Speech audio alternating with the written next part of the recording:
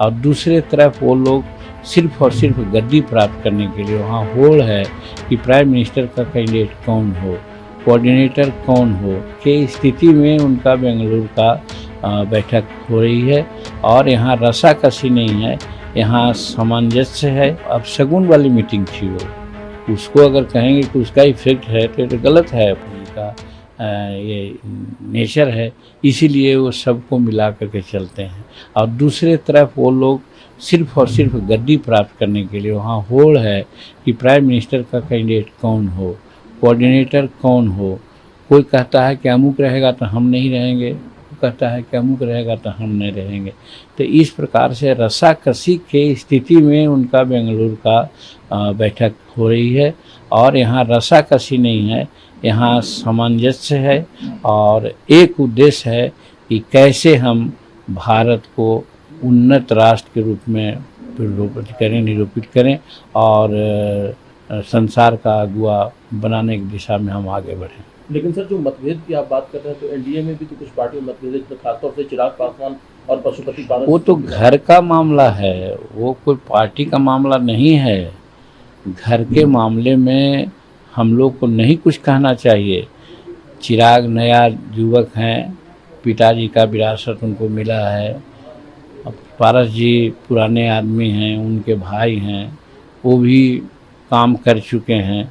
तो कहने का मेरा मतलब है कि वहाँ एक कोई पार्टी और एनडीए का फ़र्क उससे नहीं पड़ता है।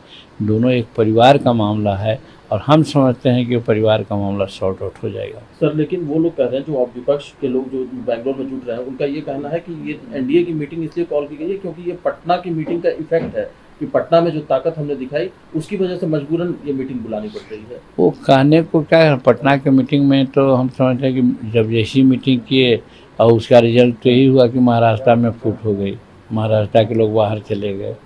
और फिर बिहार में भी आपने देखा कि कई एक प्रकार के एपिसोड हुए। तो वो तो अब शगुन वाली मीटिंग थी वो, उसको अगर कहेंगे कि उसका इफेक्ट है तो गलत है। पटना की मीटिंग को तो हम लोग एकदम कहते हैं कि फेलुअर मीटिंग थी। बस एक आखिरी सवाल है सर, नीतीश कुमार को लेकर के जिस तरह से बातें चल रही, कन्वीनर बन सकते हैं, लेकिन हालांकि आज जब कर्नाटक में जा रहे हैं तो वहां पर स्वागत किया जा रहा है। जो बिहार में पुल टूटने की घटनाएं हो रही है, ऐसे पोस्टर लगाए गए हैं जगह जगह पर बेंगलुरु में, लेकिन क्या कहना है सर नीतीश कुमार को लेकर? देखिए, आंतरिक मामला उन लोगों का है, किसको कन्वीनर बनाते हैं न बनाते हैं उसमें हमको कुछ नहीं कहना है। रही बात नीतीश कुमार जी का, तो नीतीश कुमार अपने घर में महान फेलुअर साबित हुए हैं।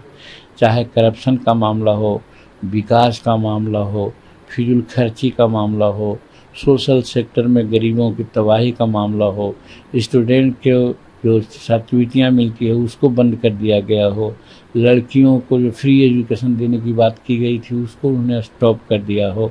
तो इस तरह से जहाँ तक शेड्यूल कास्ट का सवाल है, उनको 5 डिसमिल ज़मीन देने की बात थी, उसमें फेलुअर हैं।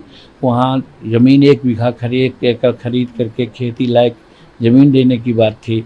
जब निर्णय लिया गया बिहार में, तो बिहार में इम्प्लीमेंट नहीं हो रहा है और झारखंड में आज इम्प्लीमेंट हो रहा है। किसानों को 5 एकड़ ज़मीन रखने वाले तक के बिजली बिल फ्री की बात थी।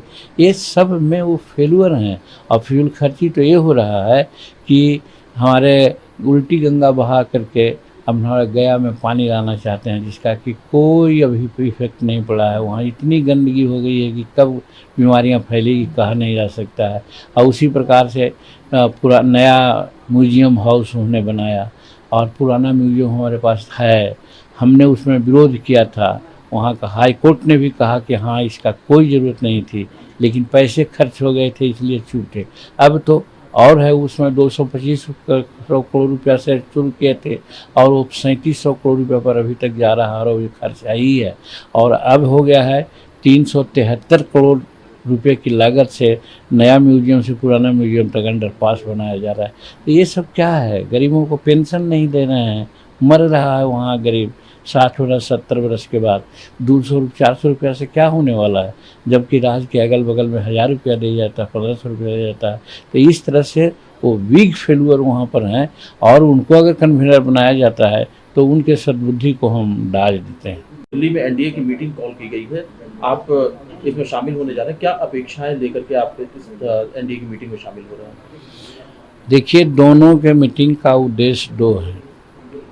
एनडीए के मीटिंग का उद्देश्य है कि किस प्रकार से हम राष्ट्र को सुदृढ़ करें, किस प्रकार से हमारी आंतरिक और बाह्य सुरक्षा बढ़े, किस प्रकार से किसानों का, मजदूरों का, बेरोजगारों की स्थिति ठीक हो, इसके लिए ये लोग एक हो रहे हैं।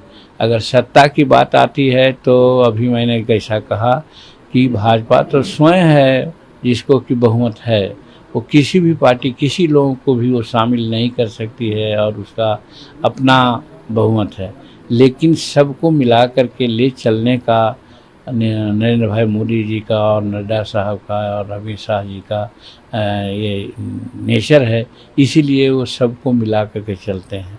और दूसरे तरफ वो लोग सिर्फ और सिर्फ गद्दी प्राप्त करने के लिए वहाँ होड़ है कि प्राइम मिनिस्टर का कैंडिडेट कौन हो, कोऑर्डिनेटर कौन हो। कोई कहता है कि अमुक रहेगा तो हम नहीं रहेंगे, कोई कहता है कि अमुक रहेगा तो हम नहीं रहेंगे। तो इस प्रकार से रसा